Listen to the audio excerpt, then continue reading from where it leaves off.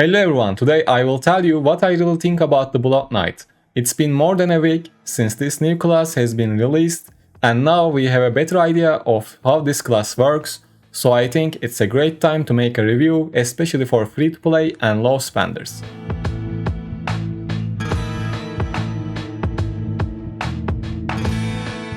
As you can imagine, if you have more than 4 or 5k resonance, you can make any class work in both PvE and PvP. However, even then, there are always better classes to play depending on your legendary gem setup and the current meta. So how does Blood Knight perform in the current state of the game? Let's start by discussing the PvE activities. As I mentioned in my tier list video, I believe Blood Knight falls into the A tier for PvE. It's really good for open world farming, but classes like Barbarian and Wizard are better suited for that. When it comes to activities such as dungeons and raids, which require good single target damage, Blood Knight once again performs just alright. Classes like Necromancer and Monk are better in terms of single target damage. And before we move on, I want to remind that I am doing a giveaway for Eternal Orbs, and to join all you have to do is be subscribed and join my Discord. So why would you even play Blood Knight in PvE? Because it's fun, the class is new, and we all like to enjoy and try out new stuff. New classes don't come up that often in Diablo universe, which is why most of us switch to Blood Knight in the first place. I think PvE is not just about achieving the highest damage and fastest runs. If you find the class enjoyable to play, that makes it the best class in the game for you. But if you want to perform the best with the stats you have, you might consider trying out other classes when you get bored of Blood Knight. Well, PvE is one thing and PvP is another. I think the harsh truth comes out when you take a look at Blood Knight's performance in Battlegrounds. So when you take a glance at the skills of Blood Knight, you can quickly understand that there are a couple of ways to use this class against other players. The first option is playing with a build that revolves around crowd control effects, such as stuns and knockbacks.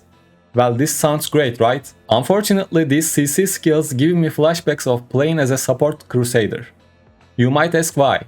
Because most of the skills of the Blood Knight are easily interruptible. To successfully pull off a CC chain, you have to time everything right and then hope for the best. With most of the CC builds, to get a kill, you have to use almost all of your skills, which leaves you in a weird place if you can't kill your target or when others join to the action. And let's say you pulled everything off just perfect, but it turns out your potency is so low that your CCs doesn't even last that long. So now you either get out somehow or you are already dead. I am not trying to say that CC builds of Blood Knight are trash, but I am just explaining a couple of possibilities. And don't forget, if you are enjoying how we play and having fun with it, what I say is not that important. I'm just trying to warn those people who might have high hopes from Blood Knight. And the second option is playing as a tanky jungle class. When I say tanky, don't get it wrong, it's nothing like Barbarian or Crusader. You don't have a crazy shield, increased block chance, or a skill like Undying Rage.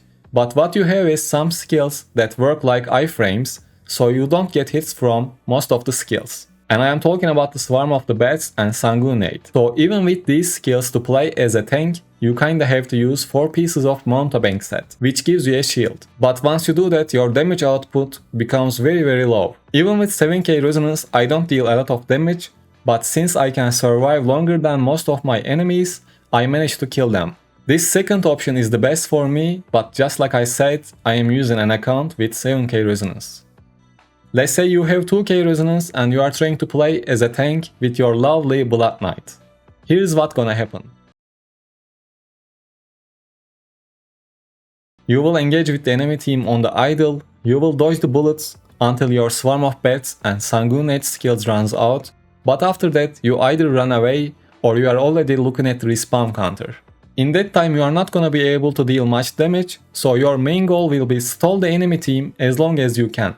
Which is really important to get a win, but what I am trying to say is you might be more helpful to your team with other classes that are available if you have lower resonance. For example, when I come across a lower resonance Blood Knight, I know that nothing's going to happen, I am safe. But when I see a Necromancer or Wizard, I will be more careful because they might be able to kill me if I make a mistake. Anyways, like I said, these are just my opinions, you just keep playing the class you enjoy the most.